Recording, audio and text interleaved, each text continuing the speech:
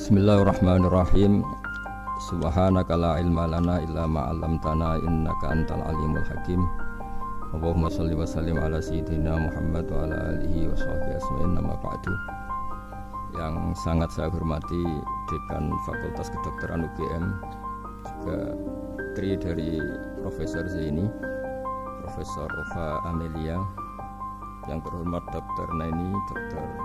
Profesor Dr. Madarina dan semua yang hadir, termasuk teman kami Dr. Zulfikar, semua teman-teman kru, semua yang dari UGM, semua pendengar yang sangat saya hormati. Saya tidak akan cerita tentang perspektif kesehatan karena ini wilayah yang menangani kesehatan. Mereka lebih spesifik, lebih tahu. Tapi saya akan cerita tentang sejarah kurban. Tanggal 17 Juli yang lalu kami pas sowan Pak Qures Shihab. Beliau adalah teman Profesor Zaini, abahnya Mbak Ova ketika di Al-Azhar. Ketika Profesor SMA di sana, Pak Qures, itu Pak Zaini kakak angkatannya. Jadi dekat sekali dan alhamdulillah kemarin Mbak Najwa juga sambung langsung sama Profesor Ova lewat adik saya, Mama itu. Dan ini itu Bufa, sangat penting ya. Jadi kalau dalam tradisi agama itu silaturahim adalah menyambung sesuatu yang seharusnya tersambung. Saya masih ingat pesanan Pak Zaini, berkali-kali beliau bilang saya, agama yang masuk negara enggak konflik itu diantaranya paling spesial untuk Indonesia, karena para wali ini mendampingi kultur daerahnya tapi tidak benturan. Misalnya kalau orang Jawa dulu pakai sesajen di sawah-sawah, katanya dimakan penunggunya. Ya penunggunya sawah itu kalau dulu ya pikirannya itu makhluk gaib. Di era modern ya penunggunya itu ya kambing, ayam itu. Jadi ya memang yang makan itu akhirnya. Tapi dulu itu aneh, diistilahkan dimakan penunggunya. Kalimat penunggu itu apa ya gak jelas, apa dengan tanda petik, apa penunggu betul gak jelas. Wali-wali datang tidak mengkafirkan itu, tapi terus dirubah jadi sedekah ke tetangga-tetangga. Jadi kultur itu enggak dilawan tapi cukup diubah. Jadi makani demit menjadi sedekah ke tetangga. Nah cerita kurban juga seperti itu. Dulu tokoh-tokoh Quraisy, penunggu Ka'bah, itu dulu sudah ndak tauhid, sudah musyrik kalau dalam bahasa agama. Itu di mana-mana termasuk kebutuhan pokok manusia itu kalau kumpul-kumpul tuh makan-makan. Itu mulai dulu. Terus korbannya itu ya pasti perempuan mulai dulu. Jadi hanya bagian masak, boleh makan nanti ngenteni luyan itu, ngenteni bekas-bekasnya. Sehingga yang nyortir Abu Jahal CS itu. Jadi yang kurban harus hewannya bagus, spesial, bahkan nggak boleh dikawinkan. Hewan yang mau dikorbankan itu nggak boleh dikawinkan, nggak boleh pernah dikendarai, nggak boleh pernah dipakai bajak sawah dan sebagainya. Semuanya serba spesial. Nanti dikorbankan di Ka'bah, yang dijual Ka'bah. Nah pertanyaannya, Ka'bah ini nggak pemakan daging, yang untung ya ketua-ketuanya ini, karena Ka'bah nggak doyan daging. Dan itu ya di atas namakan Allah, ini demi taqarrub ilallah, demi. Sehingga mereka bilang wa qalu hadhihi an'amu wa harsun hijrul la yat'amuha illa man nasa'u bi za'mihim. Ini hewan kurban harus spesial dan yang berhak makan hanya orang-orang spesial, yaitu para penunggu Ka'bah, para sadanatul bait. Tapi karena mereka sudah tidak benar, tidak jujur, Islam mau merubah tradisi itu. Tapi kalau tradisi itu dirubah, maka Islam akan terkenal pelit, karena dari acara makan-makan menjadi tidak ada makan-makan. Jadi kadang kebenaran itu harus diganti dengan sesuatu yang tidak ekstrim, karena tadi dari acara makan-makan menjadi sama sekali nggak makan-makan. Maka terus diganti oleh Islam dengan kalimat udhiyah, dengan kata kurban. Nah kenapa itu harus terjadi? Karena kurban itu sebetulnya syariatnya Nabi Ibrahim, di mana orang Mekah itu memang turunan Nabi Ibrahim, sehingga sisa-sisa makan-makannya masih. Cuma mulai ada melenceng, ada sesajen, ada khurafat, ada bid'ah. Kemudian itu mulai masalah. Terus Rasulullah Muhammad SAW datang ingin benahi itu. Tapi yang dibenahi adalah menghilangkan kemusyrikannya, bukan makan-makannya. Hanya diganti oleh udhiyah. Nah, kenapa ada kurban? Kalau dalam banyak literatur, Nabi Ibrahim alaihissalam itu nabi yang paling dengan tanda kutip mengklaim kalau beliau itu orang paling sayang kepada Allah, paling dekat kepada Allah. Gak ada yang dicintai selain Allah. Beliau memaklumatkan itu baik secara lisan maupun di gemuruh hatinya, di bisikan hatinya, di detak jantungnya, pikirannya seperti itu. Pas itu beliau belum punya putra karena beliau termasuk lambat punya anak. Suatu saat ditakdir punya putra yaitu Ismail. Pas seneng-senengnya jalan, pas seneng-senengnya punya anak, sama Allah disuruh nyembelih. Anak kamu harus kamu sembelih. Ibrahim kaget. Kenapa ya Allah? Kamu adalah orang yang sering ngomong bahwa yang paling kamu cintai saya. Tapi setelah ada anak kamu, kayaknya enggak. Protes Nabi Ibrahim, Pak. Yang benar Gusti, iya harus anak kamu. Karena beliau kadung janji, kadung komitmen yang paling dicintai Allah, tidak ada yang lain. Saya akan mencintai engkau ya Allah meskipun harus mengorbankan anak saya. Singkat cerita terus disyariatkannya kurban itu. Ketika Nabi Ibrahim berkomitmen melaksanakan perintah itu, Ismail juga mau nurut, bersama Allah diganti oleh hewan kurban yang bernama kambing. Sehingga versi cerita itu bahwa Allah akan maklumi ketika orang mencintai Allah secara serius, bersamaan dengan itu orang juga mencintai anaknya dengan proporsi masing-masing. Itu di khazanah-khazanah yang saya baca. Versi kedua, tapi ini nanti nggak perlu dipertanyakan. Nanti kalau UGM tanya itu versi yang paling baik, yang paling benar gimana? Yang tanya juga bid'ah, yang jawab juga bid'ah nanti.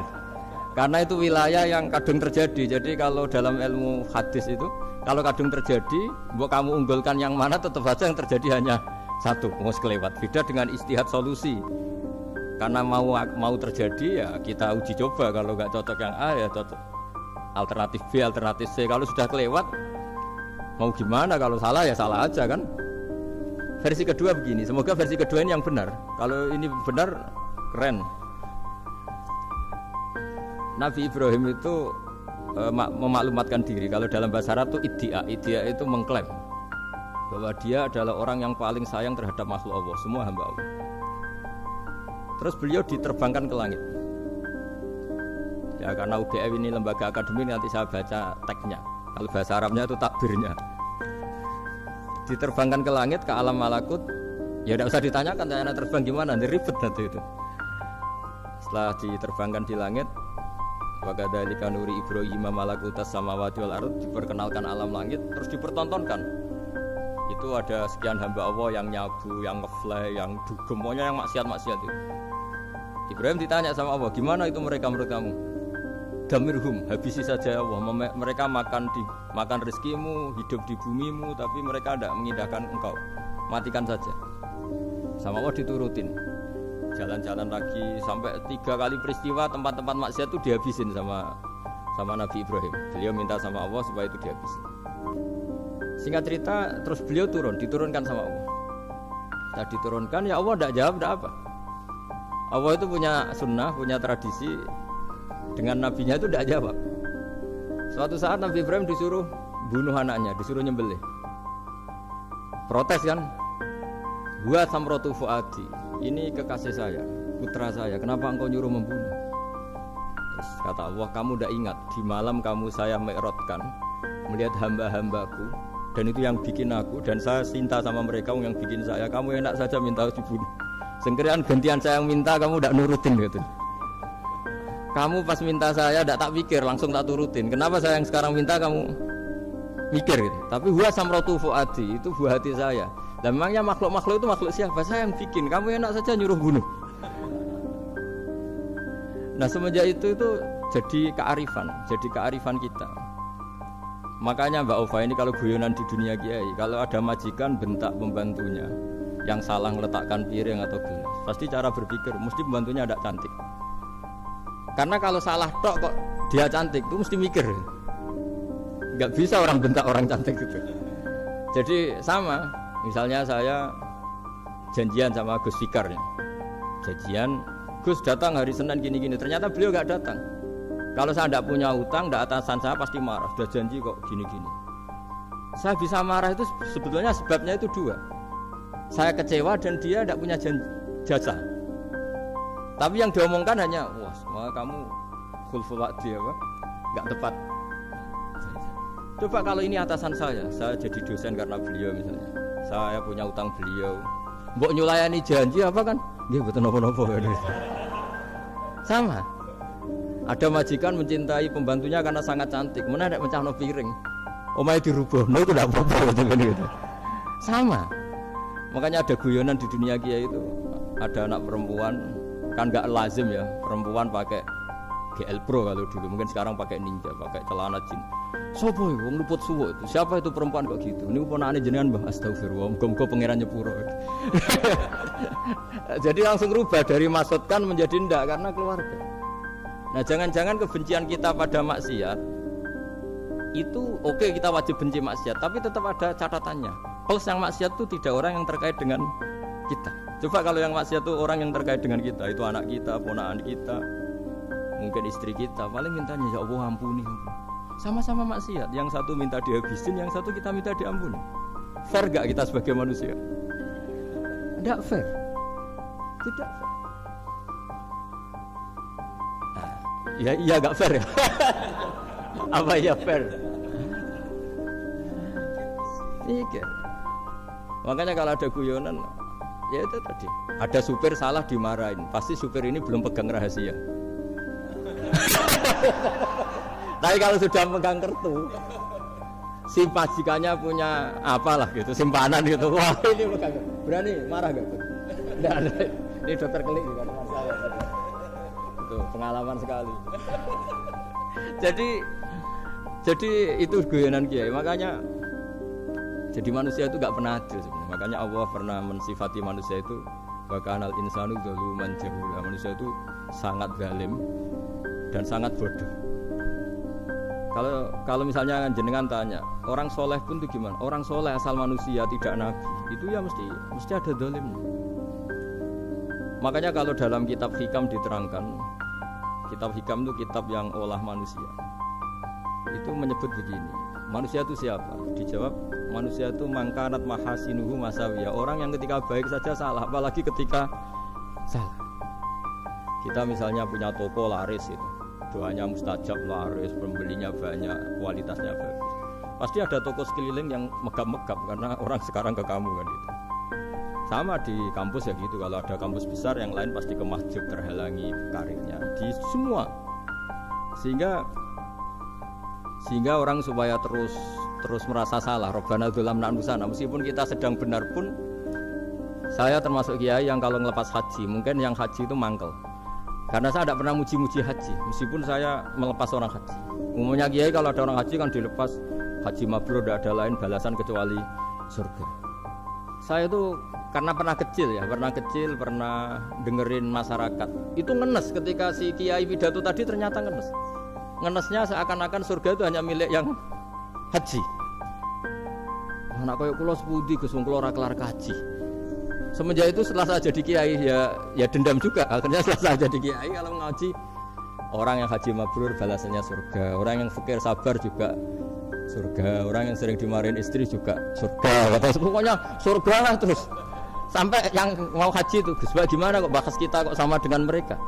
Ya karena saya ada ulama pesanan kata saya. Jadi artinya gini, ketika Anda muji ibadah haji, jangan kira yang ngenes tidak banyak, yang ngeluh juga banyak, karena mereka ada takdir gak mampu haji. Itu hebatnya Islam. Islam juga datang dengan solusi-solusi, misalnya Jumatan itu hajinya orang miskin, orang yang ingat Allah mulai subuh sampai matahari terbit juga sama dengan umroh. Jadi karena tidak semua orang itu mampu haji. Jadi itu Islam. Jadi nanti tak bacakan, jadi versi kedua itu Nabi Ibrahim diperingatkan Allah bahwa tidak seperti itu cara mengelola hamba. Nah, Islam ini kata Allah anit tabi' millata Ibrahim hanifah. Referensinya Islam, mentornya Islam itu Nabi Ibrahim.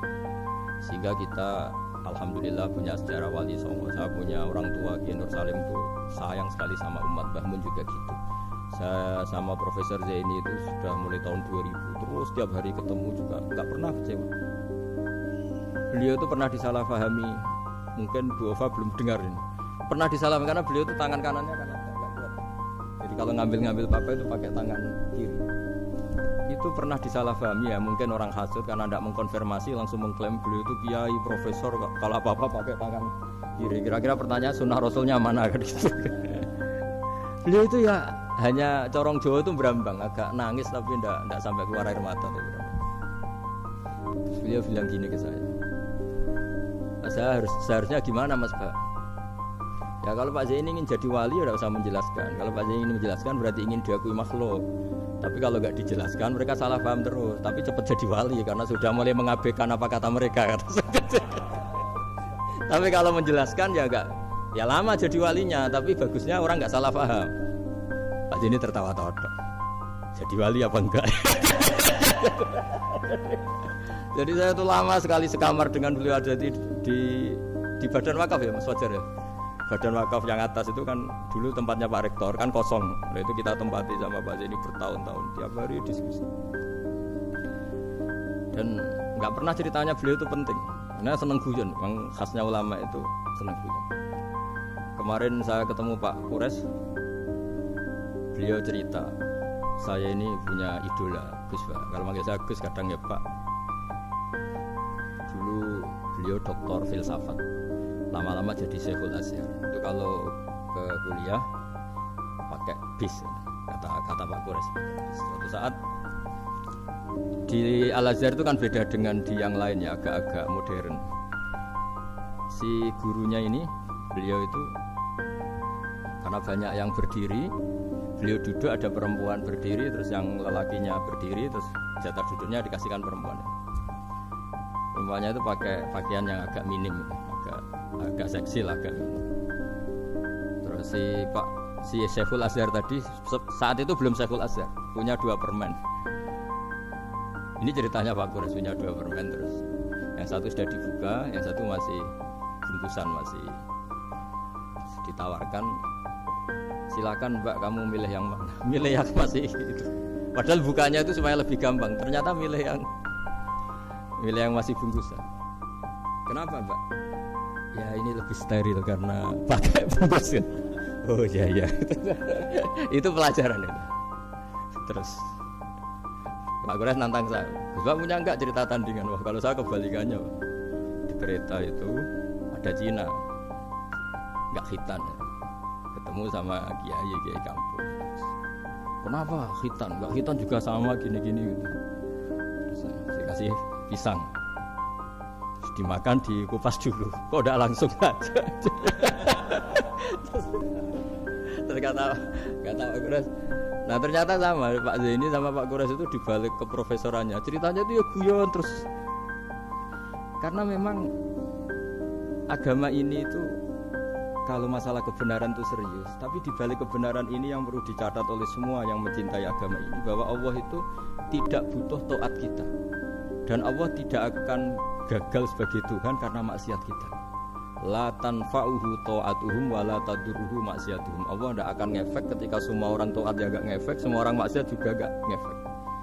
Karena Allah ini zat yang punya eksistensi sejati, sehingga hubungan kita dengan Allah itu enggak ngefek ke Allah, tapi ke kita sendiri. Sehingga mereka lebih rileks karena enggak merasa harus mati-matian bela Allah. Allah tetap Al-Qayyum, zat yang bisa berdiri. Sehingga di kitab-kitab itu ada bab namanya Mizahun Nabi, guyonan-guyonan Nabi. Itu ada babnya sampai di kitab Ihya, di kitab banyak lah gitu. Masyhur itu suatu saat ada orang sepuh sowan ke Nabi. Karena sudah sepuh, beliau pamit, kira-kira jam segini pamit, ya Rasulullah saya mau pulang karena nanti kemalaman. Karena beliau jalan kaki yang orang sepuh. Kata Nabi, "Dah tenang saja di sini, nanti pulang kamu udah jalan kaki. La ahmilan naki alab ninako, nanti kamu tak naikkan anaknya unta." Pikirannya orang sepuh tadi namanya anak unta itu ya kecil. Wa ma fa'altu bibni naqo, apa yang bisa saya lakukan dengan anak unta? Sudah, tenang saja. Setelah beliau ngaji lama, ya dikasih unta tua itu. Silakan kamu bawa unta saya ini. Ini kan unta tua, ada anak unta. Ya meskipun tua ya anaknya unta kata. Ya tapi cerita saja. Meskipun tua juga anaknya unta. Jadi agama itu rileks. Nabi Ibrahim kembali lagi ya karena syariat Ibrahim. Nabi Ibrahim itu pernah minta supaya nyawanya itu diperpanjang karena umumnya orang itu kan ingin nyawa panjang, ingin umurnya panjang.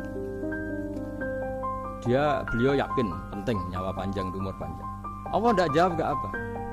Suatu saat ada tamu, orangnya itu sepuh sekali. Nabi Ibrahim karena orang yang sangat menghormati tamu dikasih kurma, anggur. Itu setiap dimakan dikunyah meler lagi keluar. Karena sudah sepuh, nggak ada giginya, dikunyah keluar lagi. Itu jawabnya Nabi Ibrahim, ya Allah, masuk lagi ke kamar, sholat lagi, mengcancel doa panjang umur. Katanya Ibrahim, oh jenengan jawab toh. Gitu. Artinya kalau ingin tua sekali ya nasib kamu kayak itu gitu. Jadi karena beliau tahu itu jawaban terus masuk kamar, oh jawab tuh Gusti jenengan, terus membatalkan doanya. Itu Nabi Ibrahim. Kalau orang sekarang enggak, ndonga ngarani, ya tua ya tetap sehat, tetap wah itu. Itu lebih ribet itu. Iya, jadi karena doa itu kalau enggak diperjelas itu ya repot. Ini cerita supaya kita berislam itu ceria. Saya Mbah Mun itu meskipun kiai top, senengannya nggih guyon bapak saya. Tapi guyon itu ada yang wajib. Saya dulu itu janggal. Ini cerita ya, mungkin kalau di kampus-kampus umum agak asing, tapi ini cerita. Nuduh zina itu dosanya besar sekali. Saya ulang lagi, nuduh orang lain zina itu dosanya besar sekali. Disebut bab qadzaf. Saya pernah menjumpai 3 kiai besar, 3 kiai besar. Kiai top semua. Di majelis itu ada gosip bahwa si A itu punya selingkuhan sama Sri misalnya atau siapa lah dengan perempuan. Itu kalau di Arab itu senengannya pakai Salma, Laila Majnun Salma. Kalau di Jawa itu kasihan korbannya itu. Ya, tapi itu contoh saja. Itu si Kiai 3 tadi gak ngefek, malah tanya gini, lu apa perempuannya cantik? Wah, cantik sekali Mbah. Cantiknya sampai kayak apa? Malah bicara cantiknya perempuan. Saya itu ya pertama iskal. Ini Kiai kok bakas orang apa? Cantik. Orang ayu.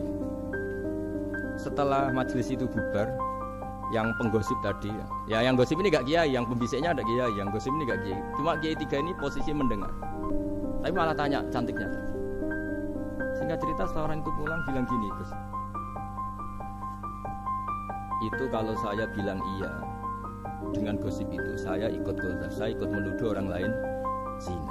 Itu dosa besar. Selain itu saya kiai, kalau saya bilang iya dianggap membenarkan. Maka untuk mengalihkan gak bicara nuduh, jadi guyon tadi. Jadi guyonnya itu karena kalau kita tadi bilang iya artinya mengiyakan.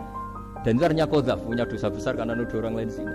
Diperparah dia kayak besar kan orang menjadi percaya karena yang ngomong bukan penggosip lagi tapi ya, maka dialihkan tadi. Loh, ayo nucung. Sampai segitunya kearifan. Sehingga dulu ketika Ma'is itu seorang sahabat yang pernah salah besar. Itu Nabi ketika beliau ada gosip salah itu ya Nabi masih jangan-jangan kamu hanya mimpi, Cung. Jangan-jangan kamu hanya megang tapi tidak sampai sini. Sampai terakhir Nabi tanya, "Afi aklika syai'un?" Jangan-jangan otak kamu ini sudah agak error. Saking tidak inginnya Nabi mempercayai hal-hal seperti itu. Nah, problem kita di zaman sekarang justru kadang nyari-nyari supaya tahu buktinya. Yang dulu para orang soleh menghindari bukti itu supaya enggak suudzon. Sekarang orang mencari-cari bukti.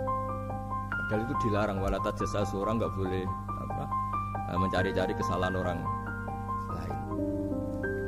Nah, itu kearifan yang saya dapatkan dari Bapak, dari Mbah Mun, dari Pak Zaini, dari Pak Gures. Mereka orang-orang yang luar biasa menghindari ngomong penting. Sekarang itu orang banyak yang sering ngomong penting. Sebenarnya itu malah salah. Karena kalau ngomong penting itu vonis terhadap orang lain. Tapi kalau kamu rileks, tidak. Nabi dulu itu rileks sekali. Ketika beliau ngaji gini, terus ada pemuda lewat bawa cangkul mengabaikan pengajian Rasulullah.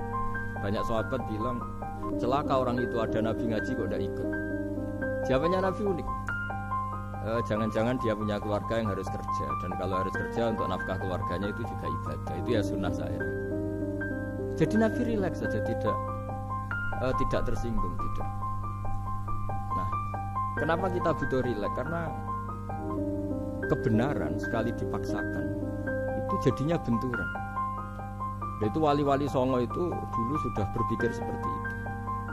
Sehingga Pak Zaini yang sering ngendikan sama saya, kita ini bisanya mengikuti Mas Bah, kalau manggil saya Mas, tidak bisa benturan.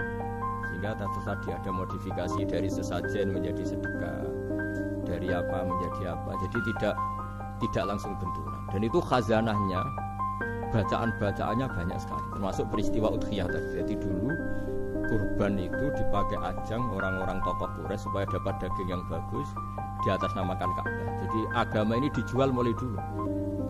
Sekunane kuno agama ini dijual. Dan agama mulai dulu ya prospek. Ka'bah itu bisa menyedot wisatawan berapa, wisata religi. Sehingga dulu ada Ka'bah tandingan, perhitungannya juga ekonomi. Jadi mulai dulu itu ya sudah seperti itu, mau apa Mang Allah bikin dunia seperti ini. Jadi dulu mulai dulu agama itu ya sampai orang Yahudi gak mau iman sama Nabi ya pikirannya sederhana, kalau saya tokoh banyak yang sowan, banyak yang ngasih-ngasih. Kalau saya ikut Muhammad, saya anak buah, yang ngasih saya siapa? Jadi perhitungannya juga ekonomi. Jadi ketika Abraham mau bikin Ka'bah tandingan, itu perhitungannya juga ekonomi. Jadi ribet kan memang kalau manusia itu sudah ribet. Tapi Islam ini datang bukan untuk itu, tapi memaklumi itu. Itu hebatnya Nabi Ibrahim. Ketika beliau berdoa, ya Allah, keluarga kami saya tempatkan di Mekah. Rabbana liyuqimus sholata faj'al af'idatan minan nasi tahwi ilaihi warzuqhum minas samarat. Cuma menurut Islam dibalik, ya Allah, kita ini ingin anak-anak kami ini bersujud kepada Engkau, ingin anak-anak kami ini melakukan sholat. Tapi mereka ini manusia yang untuk ketahanan hidupnya butuh makan, butuh rezeki, butuh ekonomi. Maka tolong ekonominya dijaga ya. Jadi dibalik, demi sholat menjaga ekonomi. Jangan dengan demi ekonomi meninggalkan sholat. Jadi dibalik, jadi demi sholat menjaga ekonomi. Juga termasuk menjaga politik. Andaikan tidak ada orang Islam yang cakap politik, terutama yang soleh-soleh, kemudian negara bikin aturan ala mereka, sholat dianggap larangan, pengajian dengan larangan, juga repot. Makanya mulai dulu kiai-kiai itu ya politik, karena nggak ingin negara ini diatur oleh orang yang anti sholat, anti agama. Karena kalau negara terserah yang sedang jabat, kemudian yang jabat tidak sholat, bisa nganggap maksiat-maksiat tidak ilegal, yang pengajian justru ilegal. Nah, di sini kenapa banyak orang-orang soleh dulu ya rata-rata ya berpolitik mulai sebelum kemerdekaan sampai setelah kemerdekaan. Jadi itu ada filosofinya. Nah, bahwa ada oknum-oknum yang tidak seperti itu ya monggo, itu oknum. Tapi sebetulnya awal-awalnya kenapa banyak orang soleh yang politik, karena nggak ingin negara ini dipimpin oleh orang-orang yang anti agama, anti kebaikan. Sehingga berkahnya apa? Berkahnya negara ini berkonstitusi secara Islami. Meskipun tidak negara Islam, tapi tadi hak-hak asasi manusia terjaga, hak belajar, hak beragama, hak ibadah. Coba bayangkan kalau kita jadi korut, Korea Utara kan pusing. Jadi, nah itu uniknya, lagi-lagi ini cerita uniknya. Itu mulai dulu itu tidak ada benturan. Ketika ada Masumi, ada Partai NU, ada macam-macam. Muhammadiyah datang di Jogja itu Mbah Ahmad Dahlan itu teman dekatnya Mbah Hasyim. Saya tahu banyak tentang, namanya dulu Darwis. Itu dulu ngajinya sama pernah buyut-buyut Qiyami di sini. Dulu ngaji Mbah Soleh Darat, Mbah Ahmad Dahlan sama siapa itu Mbah Hasyim.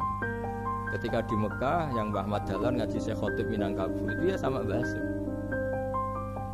Nah kebetulan Mbah Ahmad Dahlan hidup di Jogja yang zaman itu sudah khurafatnya kayak apa, karena ada sistem agama yang sangat, menurut beliau sangat jauh dari Islam yang murni. Terus beliau revolusinya seperti itu. Yang Mbah Hasyim nempat di Jombang.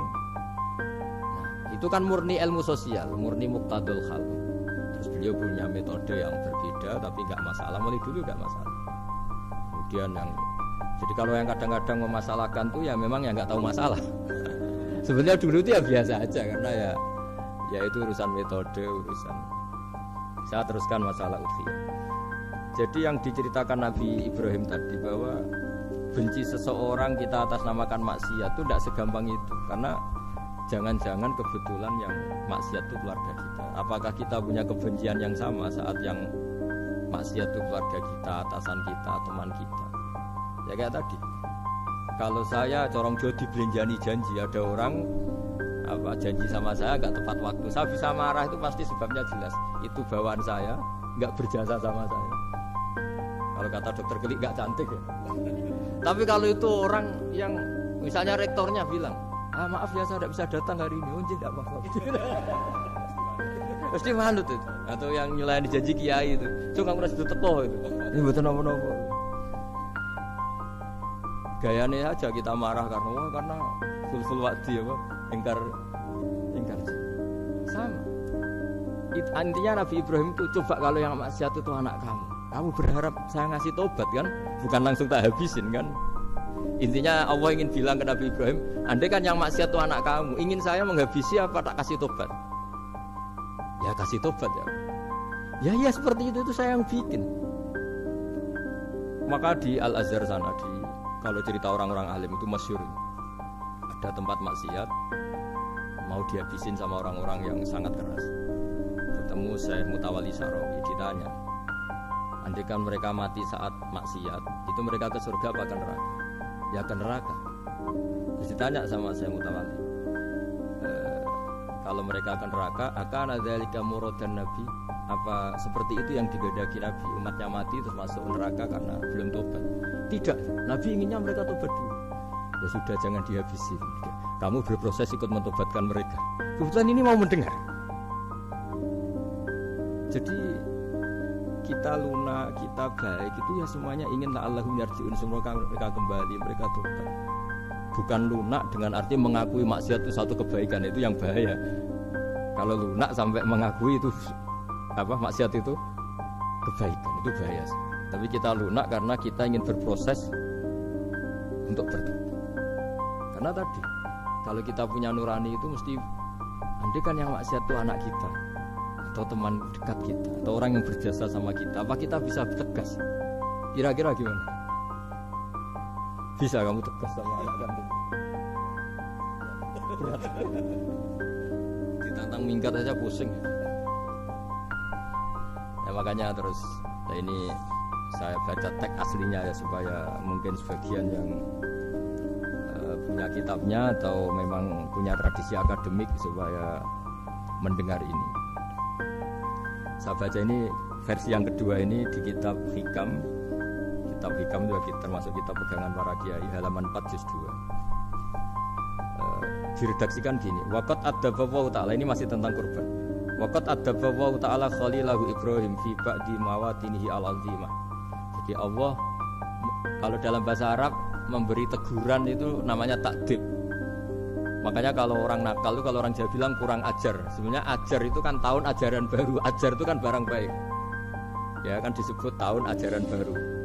Pengajaran, ajar itu kan barang baik. Jadi kalau kurang ajar berarti kurang baik. Itu bahasa Arabnya orang yang kurang ajar perlu diajari. Itu kan orang Arab bilang ditakdib. Diwarai toto kromo, diadabkan. Jadi belum punya adab diadabkan. Itu udah. Tapi tentu Nabi Ibrahim nggak sampai kurang ajar. Ini kan cerita bahasa ya. Jadi kalau sebenarnya ajar itu udah buru-buru sama kurang ajar. Berarti orang ini kurang pelajaran, kurang. Tapi di Jawa itu agak salah kaprah. Kalau kurang ajar itu ekstrim. Misalnya duduk di meja itu disebut kurang ajar. Sebenarnya ada se-ekstrim itu. Saya teruskan ya. Terus wa 'allamahu kaifa yatakhallaqu bihadzal khuluqil karim inda tilaihi 'alal asrar. Teruskan anak Ibrahim annahu arhamul khalqi qal farafa'ahu wa ta'ala hatta asyrafa 'ala al-ardi. Nabi Ibrahim diterbangkan ke langit sehingga melihat di bumi yang maksiat-maksiat itu. Faqala ya rabbi damirhum, habisi saja. Faqala wa ana arhamu bi ibadi minka ya Ibrahim ihbit fala'allahum yatubun wa yarji'un. Jadi setelah permintaannya semua dikabulkan, dihabisin sama Allah. Terakhir, cobalah kamu sekali-kali dakwah ke mereka. Kamu belum pernah dakwah kok tahu-tahu minta mereka dihabisin. Coba kamu dakwah, jangan-jangan mereka mau kembali. Nah, terus sebagian cerita itu terus diteruskan ketika suatu saat Ibrahim akhirnya diminta menyembelih putranya. Inni ara fil manami anni atfahuka fanzur madza tara. Falamma tashammara lidzalik wa akhadha sikin biyadi qala Allahumma hadza waladi wa thamratu fuadi wa habbun nasi ilayya. Ya Allah, ini buah hatiku, ini orang paling saya cintai. Kenapa engkau menyuruh ini supaya saya bunuh? Terus beliau dijawab sama Allah, Ama ta'lamu anni rahimun bi ibadi kama anta syafiqun bi waladik. Fa idza sa'altani ihlaka 'abdi as'aluka dzabha waladik wahidan bi wahidin. Jadi kalau dulu kamu minta supaya hamba saya tak habisin karena maksiat, sekarang saya juga minta kamu menghabisi anak kamu. Tapi ini kan anak saya, sama itu hamba saya yang bikin juga saya. Nah semenjak itu Ibrahim dianggap sebagai bapak kasih sayang. Karena semenjak itu terus beliau orang yang paling sayang. Sampai ada 3 nabi yang menjadi metodenya Rasulullah SAW sebagai mentornya. Kalau Nabi Nuh melihat kemaksiatan langsung bilang, Rabbi la tadzar alal ardi minal kafirina dayyaru, habisi semua ya. Tapi kalau Nabi Ibrahim apa? Faman tabi'ani fa innahu minni wa man asani fa innaka ghafurur rahim. Orang yang ikut saya ya karuan kelompok saya, dan yang belum ikut semoga engkau mengampuni. Tentu lewat proses dakwah, lewat proses. Nah, Wali Songo, kembali ke Wali Songo dan para guru-guru kita itu seperti itu semua. Jadilah Islam yang di Indonesia, Islam rahmatan lil alamin itu konstruksinya ya dari ilmu-ilmu seperti itu. Bacaannya seperti itu. Karena ternyata kita tegas tadi ujung-ujungnya karena itu tidak cantik, tidak atasan kita, tidak berjasa sama kamu. Kalau ada supir telat, supir kok telat datang kantor gitu, pasti supir itu belum pegang rahasia. Setelah pegang rahasia tak jamin aman itu meskipun telat. Karena lebih ngeri pasti. Artinya manusia itu kayak apa ngeklaimnya tegas, disiplin, objektif. Kira-kira iya apa enggak? Enggak lah kayaknya ya. Ya pasti tadi. Nah itu yang makanya bapak saya kalau guyon sama saya itu, kalau umumnya orang itu kalau di dunia kiai muji istiqomah. Istiqomah itu konsisten jadi imam masjid, konsisten jadi guru. Jadi kalau bapak itu sering guyon ke saya, iku istiqomah apa mau digenti wong liya katanya. Artinya di balik istiqomah itu juga ada catatan lain. Jangan-jangan ambisi gak mau diganti orang lain. Jadi intinya manusia itu dalam benar saja ada unsur salahnya, apalagi pas salah gitu maksudnya. Nah ya pas benar saja ada unsur salahnya, apalagi pas salah. Nah itulah dengan sudut pandang seperti ini adalah orang terus gak gampang menghakimi orang lain. Karena manusia yang baik adalah cukup dia merasa aibnya banyak, salahnya banyak, kemudian itu menyibukkan dia dari mencari-cari aibnya orang lain. Makanya kalau dalam cerita Ibrahim alaihissalam, karena kurban itu identik dengan syariatnya Nabi Ibrahim. Ini saya punya catatan yang kemarin tak baca juga di Jakarta. Itu suatu saat Nabi Ibrahim itu didatangin orang Majusi dulu. Orang Majusi itu ya tidak beragama. Singkat cerita Nabi Ibrahim itu terkenal kaya dan suka menghormati tamu. Dulu tamu itu sangat penting dihormati karena dulu nggak ada warung, terus padang pasir. Kalau sekarang itu ya wajib dihormati tapi tidak wajib-wajib banget. Karena biasanya sudah marung di mana-mana. Sudah marung di mobilnya bawa apa? Bekal.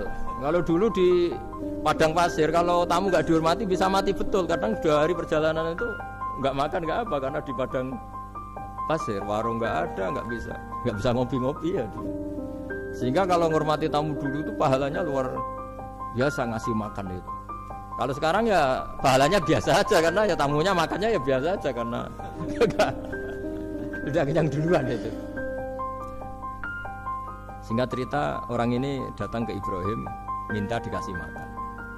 Nabi Ibrahim mengatakan kamu syaratnya harus Islam dulu, kalau enggak kasih makan. Karena Ibrahim itu seorang nabi dan beliau komitmennya seperti itu. Si tamu tadi putus asa.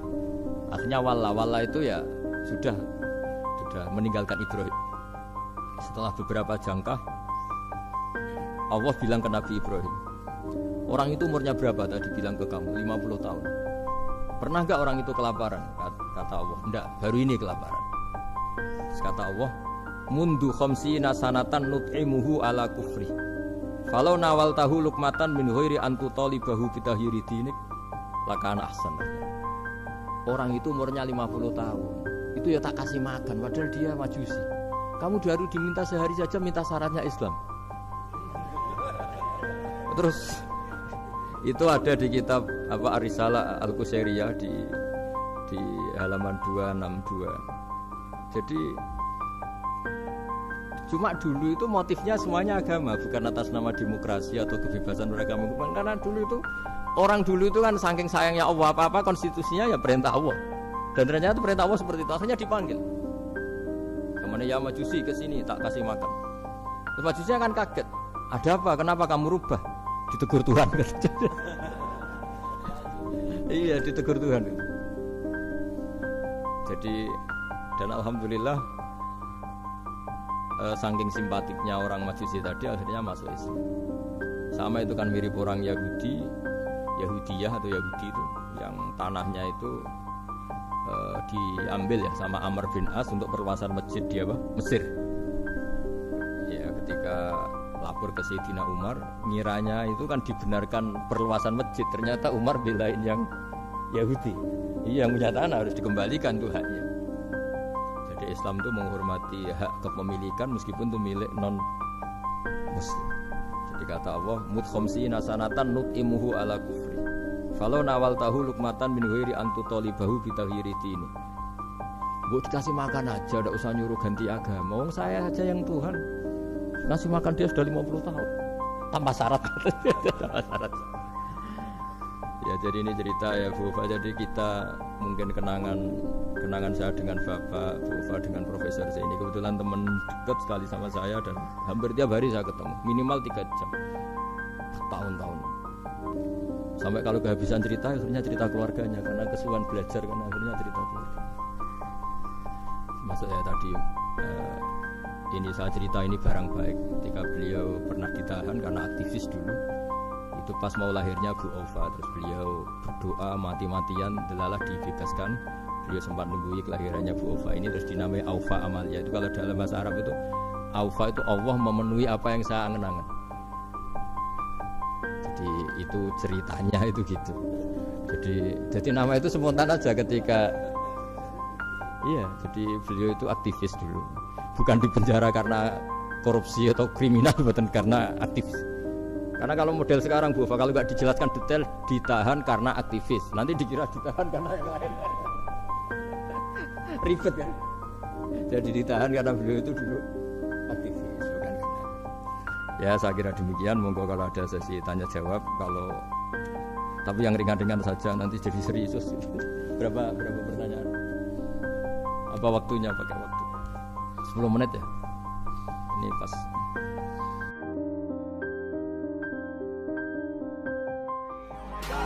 I'm an icon, man. And my girl about a 10. I should fuck her in a